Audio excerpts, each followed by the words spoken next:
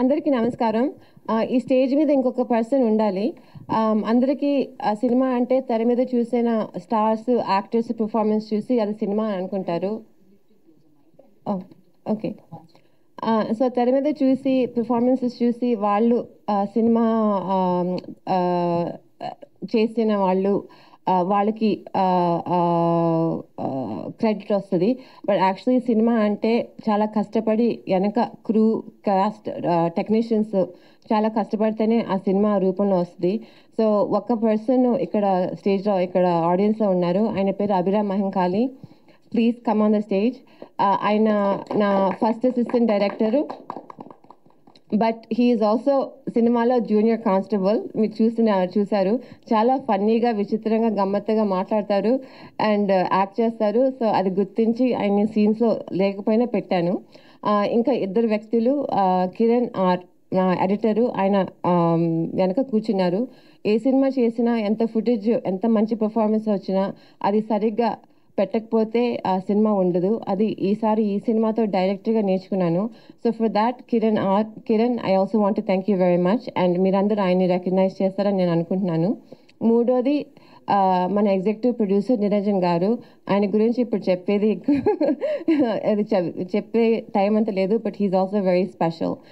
And నాలుగోది, చాలామంది మర్చిపోతారు, or we don't get a chance to say thank you to dum.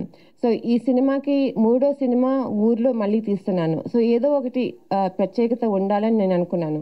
అది ఎలా అచీవ్ చేద్దాం అనుకున్నానంటే, ఒక ఫారెన్ సినిమాటోగ్రఫర్తో అచీవ్ అవుతుంది అని నాకు అనిపించింది.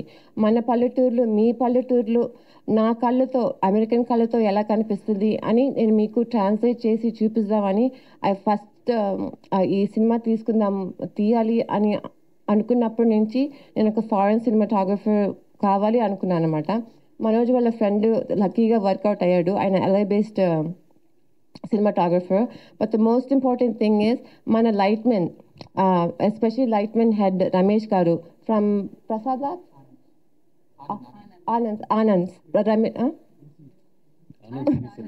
ఎవరు ఎనీవే రమేష్ గారు హెడ్ లైట్మెన్, చీఫ్ లైట్మెన్ ఎంత హెల్ప్ చేశారంటే, ఎంత సపోర్ట్ చేశారంటే, ఆ అమెరికన్ సినిమాటోగ్రఫర్ విధం, వే ఆఫ్ వర్కింగ్ చాలా డిఫరెంట్ అయినా ఆయన చాలా బాగా చేశాడు. చాలా ఆయన సినిమాటోగ్రఫర్ పొగిడాడు. So I also want to thank them. Lastly care of Kancharapalem నా ఫస్ట్ సినిమా ప్రొడ్యూసర్గా చేశాను. ఆ టైంలో నేను జనరలీ డాక్టర్ అని మీకు అందరికీ తెలుసు. ఒక చిన్న సినిమా, ఇది లైఫ్లో ఒక సినిమా తీస్తే చాలు అని నేను అనుకున్నాను. ఆ సినిమా మీరే హిట్ చేశారు ఆడియన్స్. అది అందరికన్నా ఆశ్చర్యం నాదే యాక్చువల్లీ. సో మీ ఎంకరేజ్మెంట్, ప్రజల ఎంకరేజ్మెంట్, ఆడియన్స్ ఎంకరేజ్మెంట్ మూలాన నేను మళ్ళీ సినిమాలు తీయగలుగుతున్నాను. సో బట్ చాలా వ్యక్తులు ఆ సినిమా థియేటర్లో చూడలేదని కొంచెం ఫీడ్బ్యాక్ ఇచ్చారు, కొంచెం బాధపడ్డారు. అందుకే మీ ముందు నేను వచ్చి మనవి చేసుకుంటున్నాను, ఈ సినిమా మాత్రం తప్పకుండా థియేటర్స్లో మిస్ చేయొద్దు. చాలా డిఫరెంట్గా ఉంటుంది.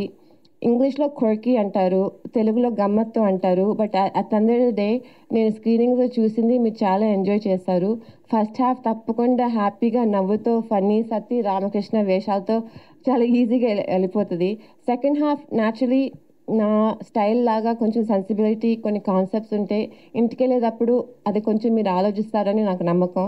సో తప్పకుండా ఈ సినిమా మాత్రం July 18th థియేటర్స్లో మాత్రం మిస్ అవ్వద్దు.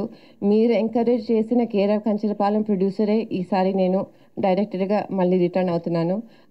మీ మీద నా నమ్మకం. Thank you.